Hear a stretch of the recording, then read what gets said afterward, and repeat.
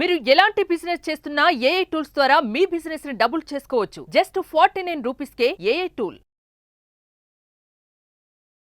నమస్తే, welcome to Suman TV. ప్రస్తుతం మనతో పాటు ఉన్నారు పబ్లిక్ స్పీకర్ రజనీ రామ గారు. మరి ఈరోజు టాపిక్ వచ్చేసి పెళ్ళాం చెప్తే వినాలి. పెళ్ళాం మాట వింటే ఎలా ఉంటుందో ప్రపంచాన్ని చూపిస్తా అన్నాడు కదా పుష్ప. మరి ఫైర్ లాంటి పుష్ప చెప్పిన మాట ఎంతమంది ఫాలో అవుతున్నారు? అసలు పెళ్ళాం చెప్తే వినే హస్బెండ్స్ ఉన్నారా? అసలు పెళ్ళాం ఒక సజెషన్ ఇస్తేనే నువ్వెందుకు చెప్తున్నావు, నీకు అవసరం ఏంటి, లోపలికి వెళ్ళిపో అనే హస్బెండ్స్ చాలామందే ఉన్నారు. మంచి హస్బెండ్స్ కూడా చాలామంది ఉన్నారు, అందరి గురించి కాదు. మరి పుష్ప చెప్పినట్టుగా పెళ్ళాని మాట వింటే ప్రపంచానికి చూపిస్తాను అన్నారు కదా. మరి అసలు దీని గురించి ఒక్కసారి మాట్లాడదాం మేడం తోటి. నమస్తే మ్యామ్. నమస్తే అమ్మా. మేము పెళ్ళాని చెప్తే వినాలని ఒకప్పుడు సినిమా వచ్చింది, ఒక పాట కూడా ఉంది దాని మీద. మళ్ళీ ఇప్పుడు పెళ్ళా మాట వినండి అని చెప్పేసి పుష్ప చెప్తున్నాడు. ఎలా మేడం దీన్ని ఎలా తీసుకొచ్చారు? ఎంతమంది హస్బెండ్స్ మాట వింటున్నారు పెళ్ళాల మాట? అయితే అసలు ఆ సినిమా అవ్వగానే బయట ఇంటర్వ్యూ తీసుకోవాల్సింది వచ్చిన వాళ్ళందరి దగ్గర, అక్కడే తెలిసిపోయేది. నేను కూడా మూవీ చూడలేదు, ఇప్పుడు మీరు చెప్తుంటే వింటున్నాను. అంటే ఒక మంచి భార్య అంటే ఎలా అంటే, భార్య అంటే ఏంటి, అసలు భర్త అంటే ఏంటి, ఏమంటారు చెప్పండి? ఇంటికి యజమాని, ఇంటికి రాజు, ఇంటికి పెద్ద, ఆ ఇంటి ఇల్లాలు ఆ ఇంటికి మహారాణి అని అంటారు కదా. మరి అలాంటప్పుడు ఆయన రాజు అయినప్పుడు ఇవి రాణి కదా. లేకపోతే రాజుకు ఒక మంత్రి ఉంటాడు. రాజు తర్వాత ఎవరు అని అంటే రాజ్యం పరంగా మంత్రి అని చెప్తారు కదా. అంటే రాజుకి మంత్రి ఎటువంటి సలహాలు ఇస్తాడు? రాజ క్షేమం కోరి, రాజ్యం క్షేమం కోరి, రాజుగారి కుటుంబ క్షేమం కోరి, సభ్యులు క్షేమం కోరి అంతా కూడా తన స్వంతగా తీసుకుని అంత మంచి మంచి సలహాలు ఇచ్చి రాజ్యాన్ని, రాజుని ముందుకు నడిపించేవాడు మంత్రి కదా. తర్వాత రాజు అనగానే రాజు రాణి అంటాం, రాజు మంత్రి రాజు రాణి అంటాం. చూడండి ప్రయారిటీ. అది రాజుగారి భార్య రాణి ఎలాగో ఇప్పుడు ఇక్కడ ఉన్న వ్యక్తికి భార్య కూడా రాణి లాంటిదే. అంటే తర్వాత ఆ రాణి ఎలా ఉండాలి అంటే మంత్రిలాగా ఉండాలి. రాణి అంటే భార్య. ఇప్పుడు నువ్వు యజమాని అయినప్పుడు ఆమె యజమాని రాలే కదా. ఇప్పుడు నువ్వు రాజు అయినప్పుడు రాజు భార్యను ఏమంటారు? పని మనిషి అనరుగా, లేకపోతే సెక్రటరీ అనరుగా కదా, రాణి అనే అంటారు. మరి ఆయన యజమాని అంటే యజమానురాలు అంటారు. ఇప్పుడు దొర అని అంటే దొరసాని అంటారు. అంతే కదా, పెద్ద తేడా ఏమన్నా ఉందా? రెండు అలా సమానం చేస్తారు, భార్య భర్త ఇద్దరు సమానమే అని కూడా మన శాస్త్రాలు పురాణాలు చెప్తున్నాయి. మరి అలాంటప్పుడు ఒక మంచి భార్య మంత్రిలాగా ఉండాలి. నేను ఇక్కడ క్లాస్ పెట్టాను చూడండి, ఒక మంచి భార్య. నేను ఇందాక వీడియోలో కూడా చెప్పాను, ఇక్కడ ఎవరైతే చెడు ప్రవర్తనలో ఉంటారో, నేను ఒక టాపిక్ చెడు గురించి చెప్పాల్సి వచ్చినప్పుడు ఎవరైతే చెడు మార్గంలో ఉంటారో వాళ్ళకి మాత్రమే వర్తిస్తాయి, మంచి వాళ్ళకి కాదు. అలాగే ఒక మంచిని పాటించే వాళ్ళకి మాత్రమే నేను మంచి చెప్తున్నప్పుడు వర్తిస్తాయి, చెడ్డ వాళ్ళకి కాదు. ఇప్పుడు భార్య అంటే అందరు భార్యలు కాదు, నేను ఇక్కడ అందుకే క్లాస్ పెడుతున్నాను. మంచి భార్య, మంచి భార్య అంటే ఏంటి? ఒక అనుకూలవతి, ఇంట్లో ప్రతిదానికి కూడా సగం సగం బాధ్యతగా, ఇద్దరు కూడా చెరిసగం సమాన బాధ్యతగా. ఇప్పుడు బండికి 2 చక్రాలు కరెక్ట్గా సమానంగా నడిస్తేనే ఆ బండి కరెక్ట్గా వెళ్తుంది, లేకపోతే ఇలా వెళ్తుందని మనం ఒక వీడియోలో చెప్పుకున్నాం.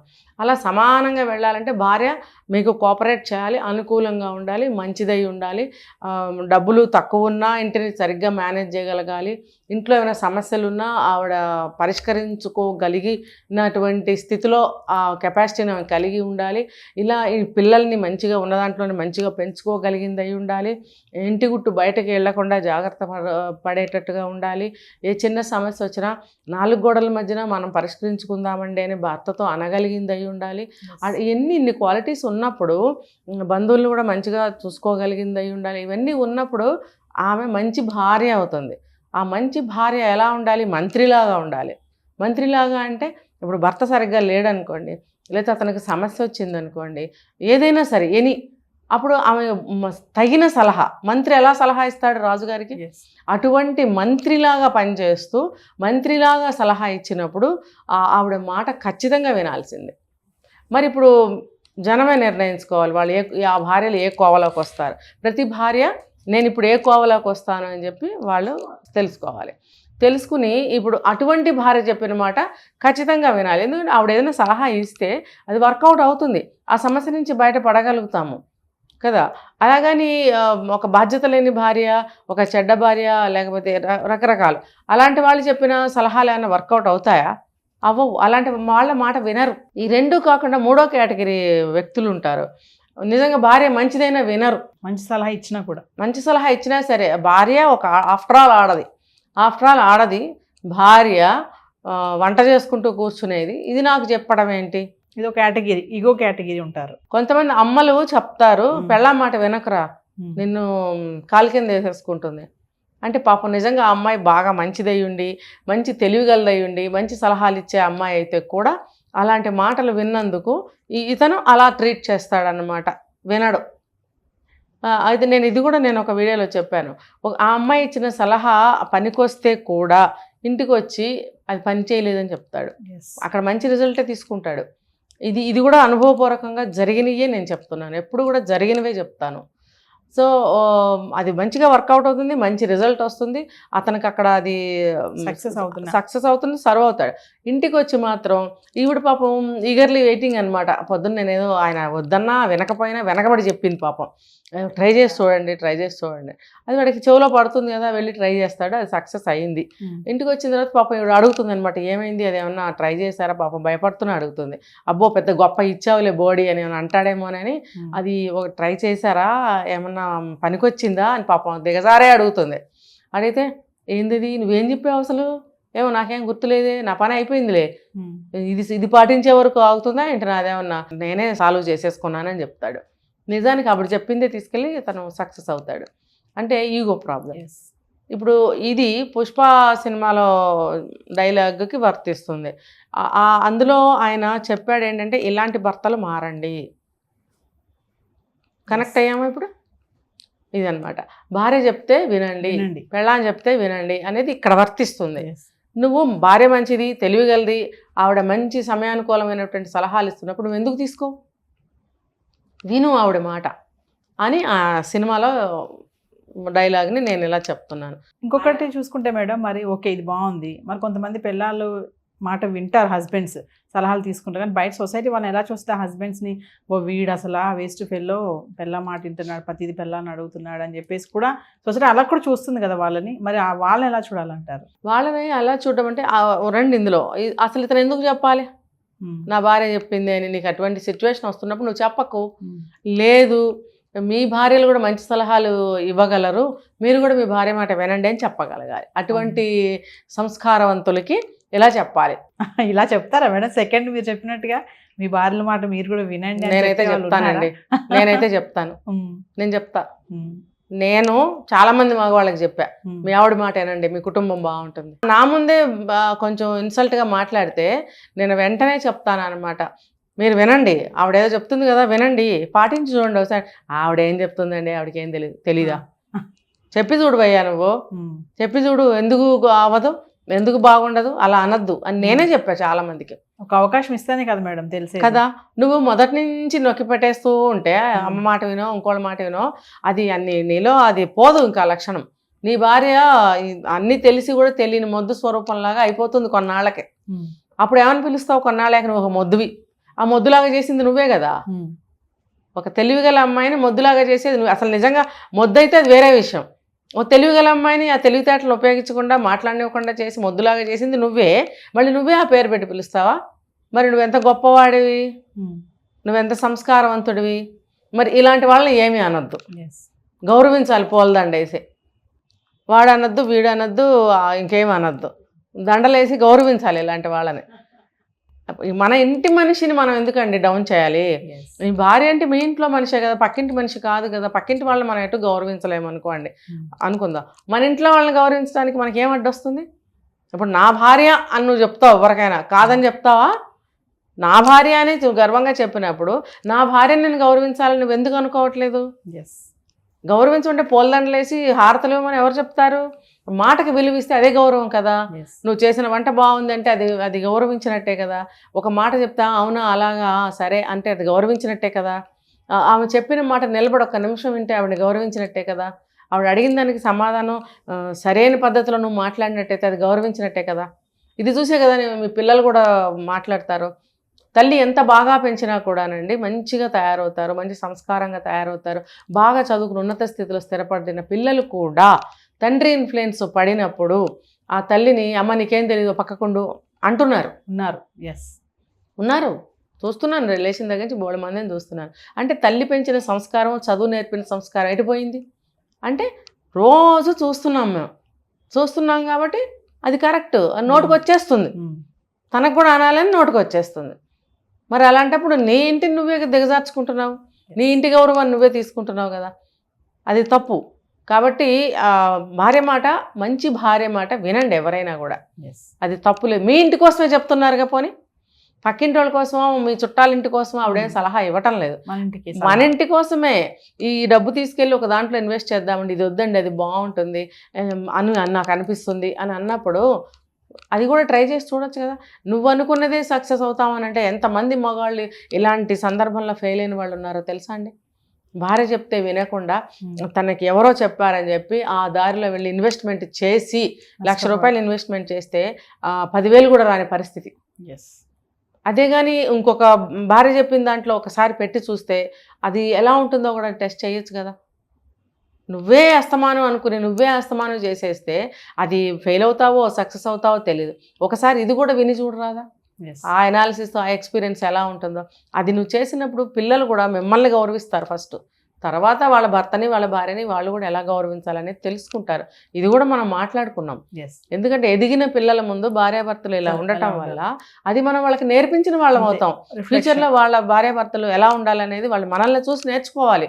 ఎక్కడ నేర్చుకుంటారు చెప్పండి, సినిమాల్లో వాళ్ళు కాసేపు నటించి వెళ్ళిపోతారు, పక్కింటి వాళ్ళు ఎలా ఉంటున్నారో మనకు తెలియదు, వెళ్ళి మనం చూడం కదా అవన్నీ. మన ముందు బాగానే ఉంటారు, లోపల ఎలా ఉంటారో మనకు తెలియదు. కానీ నిత్యం ఒరిజినల్గా న్యాచురల్గా ఉండేది మనమే వాళ్ళ ముందు. అది మనం సరైన పద్ధతిలో ఉన్నట్టయితే వాళ్ళకి కూడా ఉపయోగపడుతుంది. ఫ్యూచర్లో వాళ్ళు కూడా మంచిగా ఉంటారు. అంటే భార్యను తీసి పారేయటం, ఎక్కడ పడితే అక్కడ అవమానించడము, నీ మాట నీకేం తెలుసు అని అనటము, నీకు నువ్వు ఒక మొద్దువి అనడము, నీ బుర్రలో పేడ అనడము. బుర్రలో ఎక్కడన్నా పేడ ఉంటుందా అండి? అలా మాటలతో దిగజారిస్తే ఎంత కష్టంగా ఉంటుంది కదా. మరి అలాంటప్పుడు భార్య కొన్నాళ్ళు చూసి తను కూడా అనటం మొదలు పెడుతుంది. అప్పుడు ఏమవుతుంది, ఇద్దరి మధ్యలో అవి పెరుగుతాయి. నువ్వంటే నేనంటాను, నేనంటే నువ్వంటాను, నువ్వంటే నేనంటాను, నేనంటే నువ్వంటాను, పెరిగి పెరిగి పెరిగి పెరిగి పెద్ద వయసు వచ్చిన తర్వాత మనసులు విడిపోతాయి, శరీరాలు విడిపోతాయి. ఆ తర్వాత ఏమవుతుందో తెలియదు. అంటే మీ దగ్గర చాలా సెషన్స్కి వస్తూ ఉంటారు, కింద ఒకటి చెప్పారు ఎగ్జాంపుల్, మీరు వినమయ్య ఒకసారి మాట అన్నారు కదా. అంటే మామూలుగా ఫైనల్గా ఏం చెప్తారు అంటే, మంచి భార్య సలహా ఇస్తే ఖచ్చితంగా భర్త వినాల్సిందే. అంటే చాలా మంది భర్తలు వినరు మేడం, ఇది మాత్రం వాస్తవమే.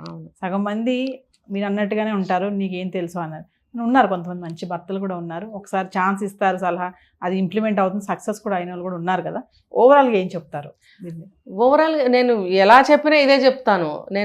నా దగ్గరికి చాలా కేసులు వచ్చినాయి ఇలాంటివి. నా ప్రయత్నం నేను చేస్తున్నాను, వాళ్ళు ఎంతవరకు బాగుపడుతున్నారు అనేది ఇంకా వాళ్ళ విజ్ఞతకే మనం వదిలేస్తాం. అయితే మన ముందేమో భార్య మీదే చెప్తాడు, ఆవిడ ఒక సమస్య తీసుకొని మన దగ్గరకు వచ్చినప్పుడు ఈయన ఆవిడ మీద చెప్తాడు. నిజమేనయ్యా, ఇద్దరు ఒక చేత్తో సౌండ్ ఎప్పుడు రాదు, రెండు పక్కల వస్తుంది. అసలు ఆ ఫ్రిక్షన్ ఎందుకు వస్తుందంటే ఒకళ్ళ పట్ల ఒకళ్ళకి వ్యతిరేక భావాలు వచ్చేసే వరకు కూడా నువ్వు ప్రవర్తించవు. దీనికి కూడా నేను చెప్పాను, పెళ్ళైన మొదటి రోజు ఫస్ట్ నైట్కి తొందరపడకుండా ఇవి మాట్లాడుకోవడం అంటే ఏంటి, అసలు ఆమె మనస్తత్వం ఏంటి, అతని మనస్తత్వం ఏంటి, ఆమెకి ఏమి ఇష్టం, అతనికి ఏమి ఇష్టం, అతను నేను ఎలా ఉంటే ఇష్టపడుతున్నాడు, ఆమె నేను ఎలా ఉంటే ఇష్టపడుతుంది, ఇలా ఒకరికొకరు ఇష్టాలు గమనించుకోవాలి, గౌరవించుకోవాలి. ఆ తర్వాతే జీవితకాలం ఉండే నైట్లేనండి.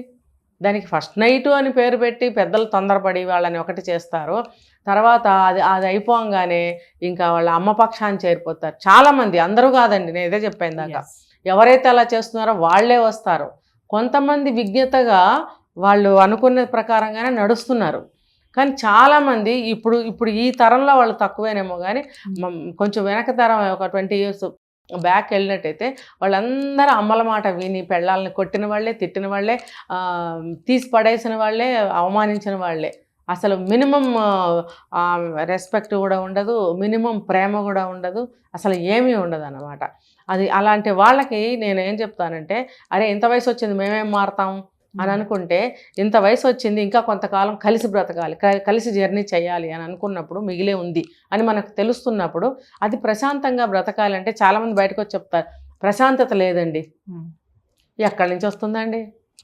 మీరు మీ ఇంట్లోనే ఉంది, మీ ఇంట్లోనే ఉంది, బయట మీ ఫ్రెండ్స్ని అడిగితే రాదు, గుడికి వెళ్తే రాదు, తీర్థయాత్రలకు వెళ్తే రాదు, సినిమాకి వెళ్తే రాదు, చుట్టాలింటికి వెళ్తే రాదు, మీ అమ్మతో చెప్పుకుంటే అంతకన్నా రాదు, మీ తాతతో చెప్పుకున్నా రాదు. ఎవరితో చెప్పుకోవాలి? మీ భార్యతోనే చెప్పుకోండి, మీ భర్తతోనే చెప్పుకోండి. ఎందుకంటే తెలిసిన దెయ్యం, మన కష్ట సుఖాలు తెలిసిన దెయ్యానికే చెప్పుకోవాలి. వాళ్ళందరూ తెలియని దేవతలు కదా, మరి అన్నోన్ అంటారు కదా, అట్లా అనమాట, తెలియని దేవతలు వీళ్ళందరూ నోన్ డెవిల్స్. సో నోన్ డెవిల్కి చెప్పుకుంటేనే ఏమన్నా కనికరిస్తుంది, పాప నాళ్ళని చూస్తుంది కదా, ఎంత దెయ్యమైనా సరే కొంచెం కనికరిస్తుంది అనమాట. అందుకని నీ మనశ్శాంతి, నీ ప్రశాంతత ఎక్కడో లేవు, నీ ఇంట్లోనే ఉంది. పోయిన దగ్గరే వెతుక్కోమన్నట్టు, నువ్వు ఎక్కడైతే మనశ్శాంతి లేదనుకుంటున్నావో అక్కడే వెతుక్కో, అక్కడే ప్రయత్నించు. నీ కుటుంబ సభ్యులు నీతో జర్నీ చేసిన మనుషులే నిన్ను అర్థం చేసుకోగలుగుతారు తప్ప అక్కడికి వెళ్ళి వాళ్ళ వాళ్ళు మంచివాళ్ళు, వాళ్ళందరూ దేవతలు, వాళ్ళందరూ గొప్పవాళ్ళు అని నువ్వు అక్కడికి వెళ్ళి చెప్పుకుంటే నువ్వు ఇంకొంచెం దిగజారుతావు. వాళ్ళు కాసేపు ఎంటర్టైన్ అవుతారు. వాళ్ళ ఇంట్లో కూడా ఉంటాయి, ఉండకుండా ఉంటాయా? అక్కడ ఉంటాయి. ఆహా, ఇంటింటి రామాయణం కదా. అయినా కూడా వాళ్ళు కాసేపు న్యాయమూర్తులు అయిపోయి వీళ్ళకి న్యాయం చెప్పడానికి, నీతులు చెప్పడానికి ట్రై చేస్తారు కదా. పోనీ కొంతమంది ఉంటారు, మేము ఎలా అయిపోయినా పర్వాలేదు, కాస్త వాళ్ళని బాగు చేద్దామనే మంచి మనసు ఉన్న వాళ్ళు కూడా ఉంటారు. వాళ్ళిద్దరు తనుకుంటున్నా ఎదుటి వాళ్ళకు బాగుండాలని చెప్పి కొంచెం ఏదో ప్రయత్నం చేస్తారు. అది కూడా ఏం వర్కౌట్ అవ్వదు.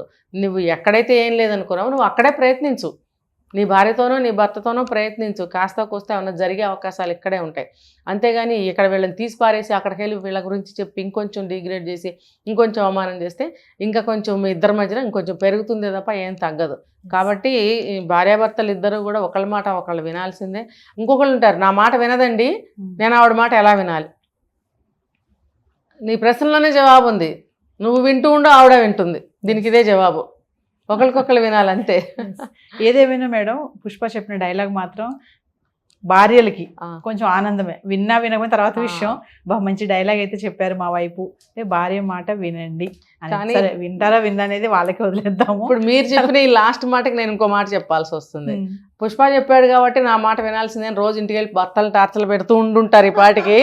అలా చేయకండి, ఎందుకంటే మీరు కూడా వాళ్ళ మాట వినండి. అసలు ఏంటి, ఏ విషయానికి వినాలి, ఏ విషయానికి వినకూడదు, తెలియని సలహాలు ఇవ్వడము, వినలేదని గొడవలు పెట్టుకోవడము, ఆ సినిమాలో చూపించారుగా నువ్వు ఎందుకు మారవు అని ఉపన్యాసాలు ఇచ్చుకోవడం లాంటివి చేయకండి. Thank you ma'am.